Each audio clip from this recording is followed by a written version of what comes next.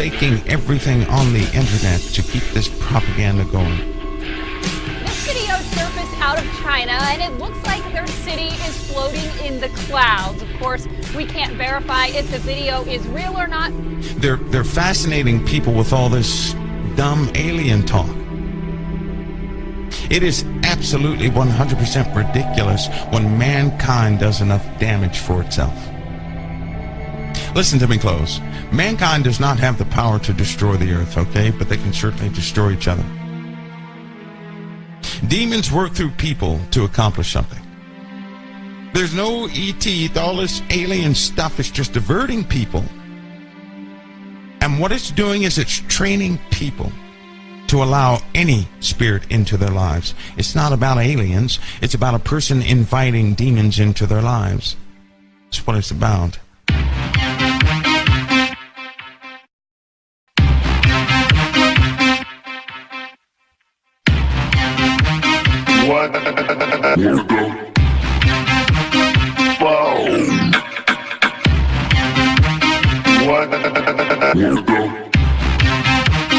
What the fuck?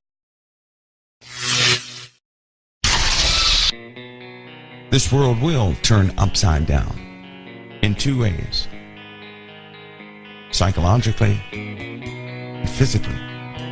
Because the rotation of the earth is going back to what it would be. They know the rotation of the earth has changed every time the cycle comes. And I think we're months away from the end of the down curve to the cycle we're in. Right when we hit the bottom, that's when everything goes berserk. That's why they're telling people about these new planets. Oh, they find, you know what, it's so, you can't really trust science either. They reportedly find one planet, then they lose it. How do you lose a planet? Because they made it up. And it's really becoming laughable. They're making up stuff, telling the public about all these different things. But I'll tell you this about the heavens. When the red dust begins to fall, what you better do is understand that that is the beginning of the end of everything that you knew. When that red dust comes, when it settles upon the water, when it covers the moon, and the moon turns red, you better know that is the beginning of the end. Not the end of the world, but the end of things that you knew. You better start walking spiritually today, that when that day comes, you'll be okay. You don't know if you have months left. Let me tell you how fast it can get here. Can I tell you how fast it can get here? We could be here today talking on air, and that red dust could begin to fall tomorrow. Do you know why? Because it's a matter of almost like fluid dynamics. Certain parts of celestial mechanics. A lot of static involved, electronic discharges. But it's traveling so fast, it could be here upon us before anybody can notice it was even traveling. We know that we live in the time because 5 asteroids have been determined with the same material they dug up. Listen to what they've been doing. These archaeologists have been digging up dust and materials. So we send all these probes out in space, trying to read the debris of a tale of what's really passing, while they woo and awe you with things that are passing the earth in the public's eye. So they're matching up what rock goes with what, so they can find the cycles of when the surface of this planet cracks up. And they found their matches. 35 specimens. 35 samples matched with 35 known objects and dust trails they found in space. They can, through the real type of time measurements, not carbon dating, that is absolutely ridiculous. They can now find out when it's coming back. Let me give you an example.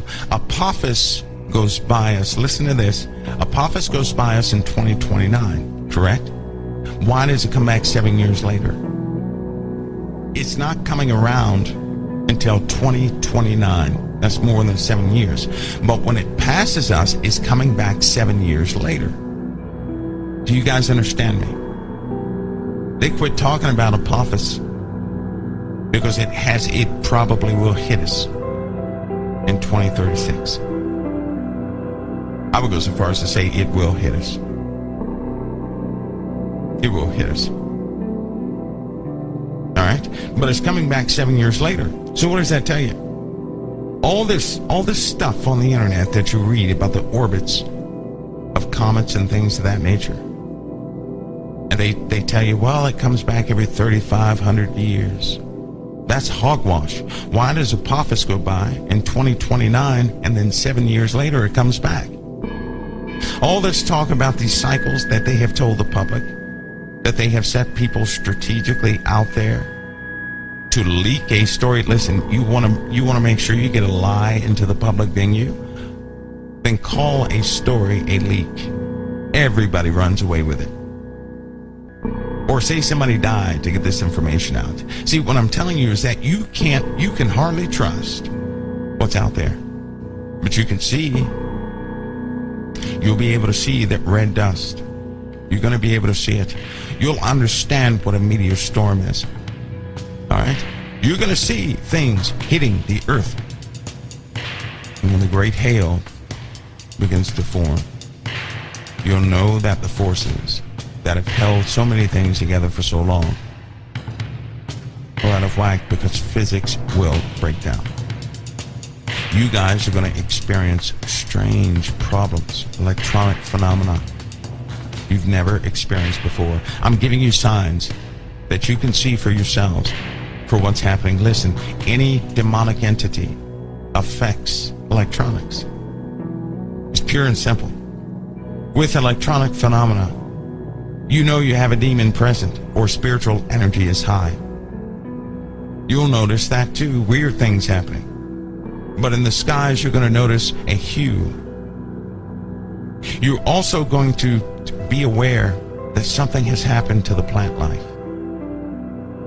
The plant life is not going to be like it used to be. Many trees are going to die. Listen to me. Many trees will die, and not from insects. They're going to die. Plant life is going to begin to die. All right? You're going to be able to see this with your own eye. No, they're not going to discuss this because it sounds stupid, just to be honest with you. I'm showing you things you're going to see with your own eye. That will be your proof. If you have to see something, that will be your proof. Even now as we speak, forces are exponentially increasing upon the face of the earth. Not gradually, exponentially. Do you know what that means? Magma is on the move under the crust of the earth like you wouldn't believe. It's only a matter of time, of days, until a big poofy explosion. I mean a big magma explosion. The oceans in the South Atlantic and South Pacific, life is going to die there. Get ready for more lobster floating up to the surface, fully cooked. I bet you could reach down there and just eat it yourself, crack it open and eat it, right? It's funny, don't let them beguile you either.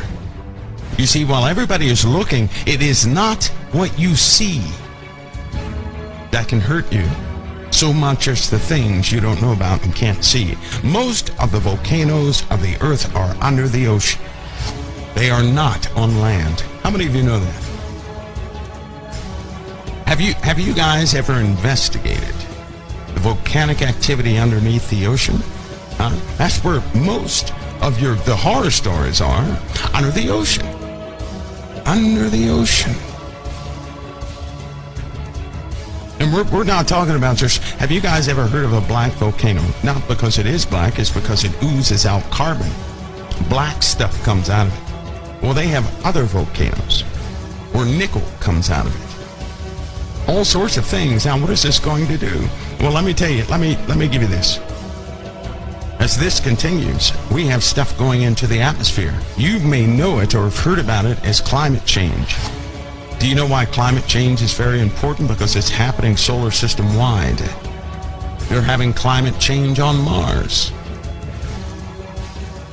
In the last 14 years, everything has been heating up, but on Mars and Venus, it's really heating up. I mean, for goodness sakes, you got water trickling down off of certain places in Mars. And the Earth, too, in a like manner, is doing the same thing. And the tilt of Mars is changing, and the Earth is about to get ripped. Listen, the Earth will get jerked in a 2-degree change in its axis. Now just think of that. Think of a 2-degree change in the axis of Earth in less than 1 minute. You know what happened with that? It's called a double wobble. It wobbles already, but there will be a wobble within a wobble. And the internal wobble is going to be rough and continuous, and it's not going to stop. People are going to be sick for days on end. It's going to feel like you're seasick on the surface of the Earth. You know that happens, it's happening right now to Jupiter, on double wobble. It came from the outside coming in. That's why they were in a rush to go take pictures of Pluto. Not because, ooh, let's see what's on there. They didn't want to know that. They can see Pluto and the forces acting upon Pluto from all the way here on Earth. But that's not what they're looking for. They were not looking for the beautiful colors on Pluto. They wanted to see if there were, they have different sensors on what passed Pluto. All right? They showed you the pictures. They're not concerned about the pictures they showed everybody else. They want the magnetic data that came back from the probe. That's what they want. They're not concerned about the pictures on Mars either. They really don't care what's on the surface of Mars. They want to know what happens to it because it is our warning that we're next. You see, when something happens to Mars, we have about 96 hours before we endure the same thing. So why wouldn't you invest money and put probes all over Mars? That's our early warning system. Then you have other probes that are closer to the sun, right? You have to have those there because the sun has a bad habit of shooting out these magnetic vortices that nobody ever talks about. Huge magnetic, we're not talking about a flare or anything else. We're talking about a magnetic vortice, which can actually affect our magneto. If one is pointed in our direction, you will not see it. But guess what happens? The sun will turn red just by the photons being dragged in different directions. Light will appear to have changed from the sun. And then it's going to grow a tail. I wonder what the explanation is going to be with that. When the sun grows a tail. When its sister, I guess you'd call it. When those forces begin to act in all the sun's particles begin to drift out to a certain location. I wonder what they're going to say. It's going to look like a teardrop. What would you do if you saw the sun as a teardrop? Of course, you'd have to have some magnificent shades because it's going to be extremely bright, and then all of a sudden, poof, it'll put out a greater amount of heat, but not the photons. The photons will be redirected to something else. I wonder what people will do, and it will have no light till the second object passes. It will have zero light. You see, when you live in a binary system, when the cold star, I'm just saying cold, when the cold star gets near the one with all the energy, it begins to feed off of the one with the energy. How many of you knew that? Nobody out there studies cosmology?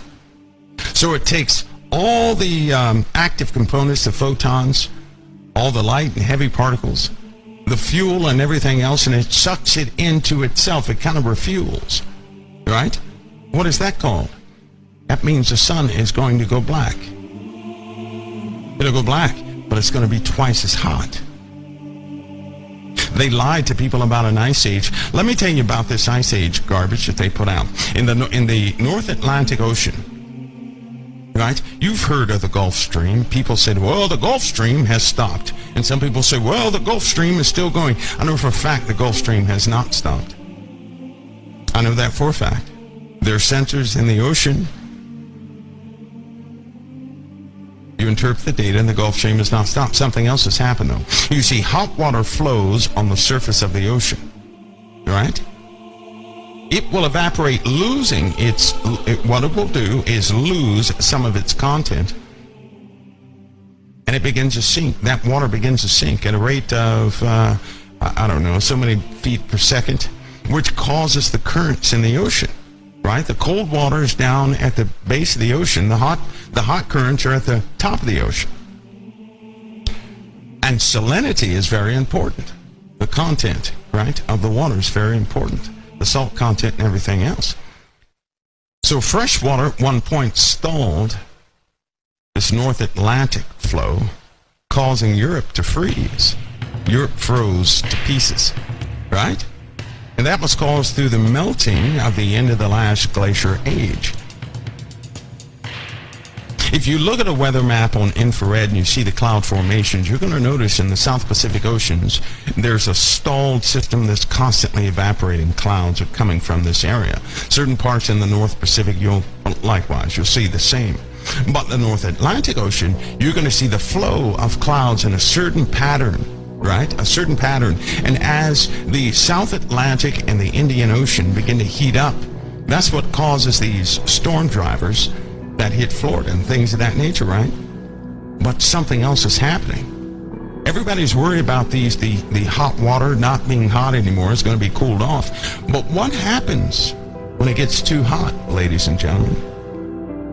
What happens?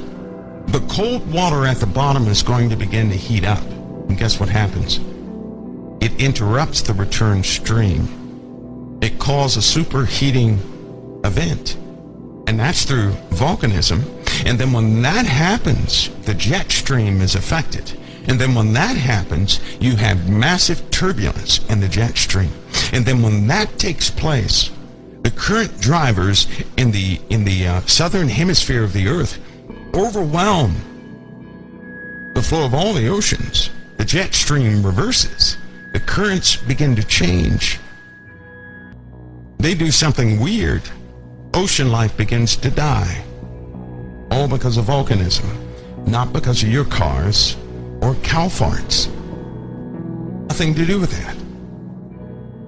The same process is also happening to other planets.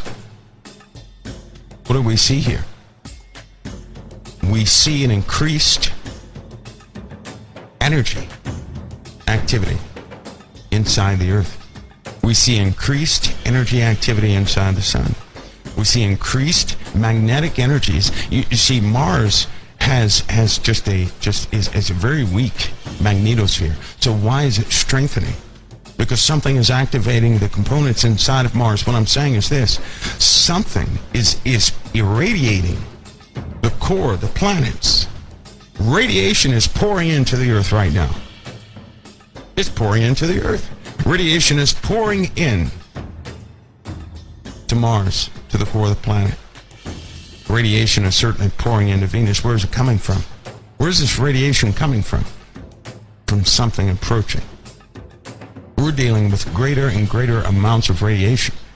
Greater and greater amounts of radiation. Radiation is energy. You know what? If you have a pot that's not boiling in a pressure cooker, you have no problems if the seal is not right. Right?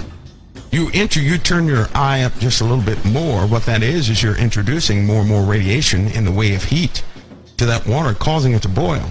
Now, when it won't boil under massive amounts of pressure, it becomes superheated. Then if you allow oxygen to come in there, then poof, right?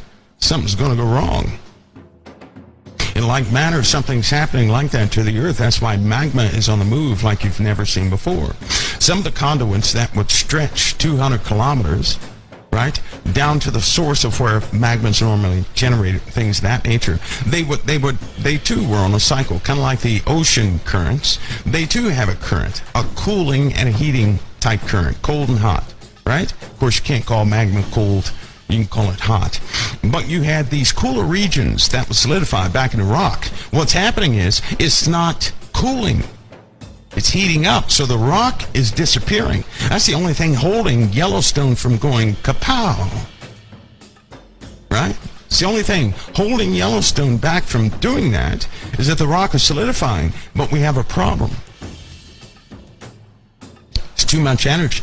Too much heat. The heat factor is going up inside the Earth by external forces, which means nobody can do anything about it. It's coming from out there. And what's happening is that our magnetosphere allows photons to enter to the surface of the Earth harmlessly. that infrared energy. That's why you feel the heat of the sun. But it blocks ultraviolet. So does our atmosphere and everything else. But what's happening is through atmospheric compression and changes in our magnetosphere, charged particles are coming in to the surface of the Earth. And they go right through the surface into the core, where they're already, they're just activating the core of the Earth. I mean, making it hyper, like somebody needs to get the core of the Earth some Ritalin to, slow down. But this is a process this Earth has undergone. They won't tell you this. This has happened before. More and more cosmic rays are coming in and heating up the Earth from the inside out. That's going to cause volcanism. It's going to cause a type of swelling. Right? They tell you that we have sinkholes because the water is gone and people dug out too much salt. Well, the water is leaving. What happens when magma is flowing under a big circle of water in the Earth? Does not the water begin to evaporate? It can go through a chemical change also. The components in the water can go through a chemical change, and now you have superheated liquid. That happens deep down in the Earth. You can scarcely call it water. You can call it superheated liquid. And if it's ever exposed to oxygen, because most of the oxygen is burned off, so how can you call it water, H2O? I mean, some really weird things that have been happening underneath the crust of the Earth. No one needs to talk about it because you can't go and investigate it. But it's going to become obvious to the point where our oceans, because has anybody ever heard that the oceans will boil? Have you ever heard that? The oceans will boil. What could cause the oceans to boil? What can do that? I'll tell you what can do that. A change in the atmosphere. If something happens to our atmosphere, in less than 2 minutes, the ocean water will begin to boil. If it happens slowly, nobody's going to live on the coasts. No one. And guess what? It's happening slowly.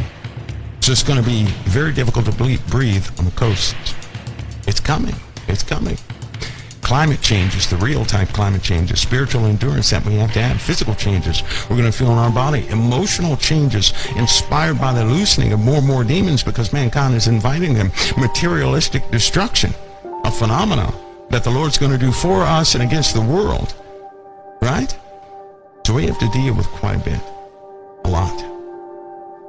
But the changes in the crust of the Earth will happen at the probably one thing that's going to startle most people, capture their attention, is the overwhelming increase in meteor storms. Now, I have really put forth an effort to warn people of meteor storms that are coming, to make them aware that meteor storms are coming to this Earth. Well, now they're going to have to just experience the meteor storms, the crustal displacements, and things of that nature. So guess what? We have to prepare our souls in truth because the change is at hand. And I'll tell you again, August, October 2017, that's your true time. You need to prepare in everything. Listen, everything up to that time. I know the second wave is coming in 302 days. It's going to be 500 times stronger than the first one. And if you go back on the instruments, you'll see the impact of the first one. You'll hear the stories about the electronic phenomenon that took place in space. You'll notice that the sun also reacted as soon as it got in here, and that was very minute. This one's 500 times the magnitude of the first one, and that's in late December it hits. But your true preparation, because nobody knows what that's going to do, but your true preparation spiritually. And the end of that thing is 2017 is a harsh decision you're going to have to make, which means every hour counts. And you're going to see changes in the coming days, weeks, and months like you wouldn't believe. In the coming days, some of you may have to look 3 times because the world is going berserk. Wouldn't it be sad? Is this a sad thought or what? Imagine yourselves in your house. The Lord comes to you and he says, child, stay in the kingdom because this house is going to need you. So the first 6 weeks you're in the kingdom, you're doing everything. A year later, guess what happens to you? You say, well, nothing bad is happening. Then you start slipping up, doing things in the world. And when you do that, sure enough, calamity comes to your home. The whole house is torn apart. And then you say, well, Lord, you didn't warn me. And he'll say, yes, I did. This is how it's going to be with a lot of Christians in the United States of America and abroad all around this world. When they start giving up left and right, they're going to say the same thing. Well, nothing's happening. I can relax. Why do you think everybody wants a date? They want a date so they can go back to sleep.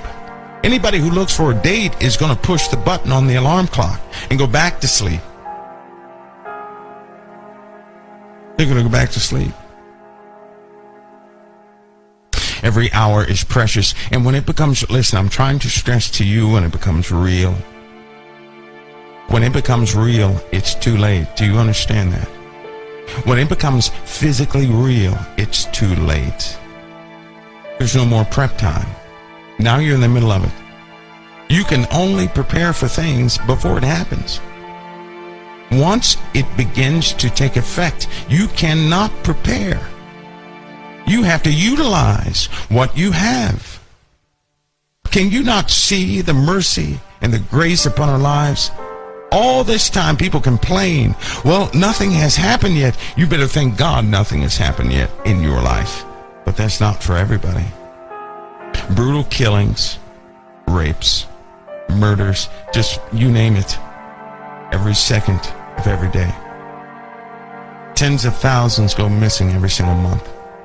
No trace of them whatsoever.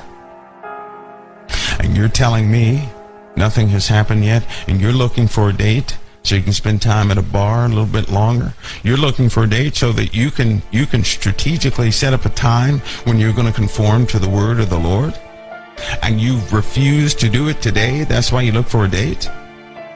To that person he will say, depart from me, you worker of iniquity. I never knew you. Anyone who seeks a sign is truly a wicked generation. It's a wicked generation because they don't want to stay prepared.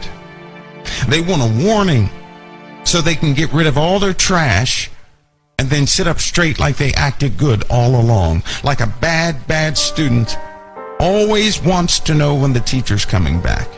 But the good student is preoccupied with their work.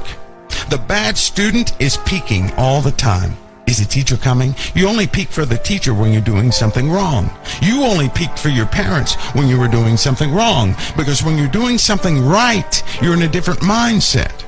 The people who look for a sign are doing something wrong. Jesus said that, not me. He said it's a wicked generation that seeks for a sign. And many people still can't comprehend that. We need to realize that the Father's in full control, that we are His children, and we have no more time.